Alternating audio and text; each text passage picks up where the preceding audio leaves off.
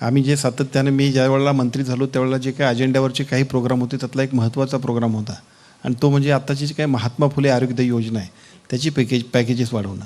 कारण आज जर बघितलं तर संपूर्ण महाराष्ट्रामध्ये ज्या पद्धतीनं महात्मा फुले आरोग्य योजना ही अतिशय प्रभावीपणानं काम करते, परंतु प्रभावीपणानं काम करत असताना सुद्धा अनेक डॉक्टरची तक्रार असायची की आम्हाला हे परवडत नाही, आम्हाला हे पॅकेज कमी पडतं आहे वगैरे वगैरे अशा सगळ्या तक्रारी असायच्या.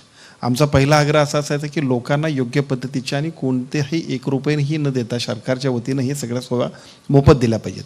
आणि अशा वेळेला जर पैसे घेतले तर ते आमच्यासाठी निश्चितपणे चुकीचं आहे. या सगळ्या गोष्टींसाठी गेल्या 6 महिने वर्षभरामध्ये आम्ही जे काही प्रयत्न केले त्या सगळ्या प्रयत्नानंतर सगळ्यात महत्त्वाची गोष्ट झाली आणि ती सगळी म्हणजे आता त्या पॅकेजेसमध्ये खूप चांगल्या पद्धतीची वाढ केली. विशेषतः आजपर्यंत आम्ही जे काही 1200-1250 आजार होते त्याच्याऐवजी 2399पर्यंत आम्ही आजार नेले. म्हणजे आता दुप्पट आजार झाले. 1001 आजारसुद्धा त्याच्यामध्ये वाढवले, पॅकेजेसमध्ये वाढ केली.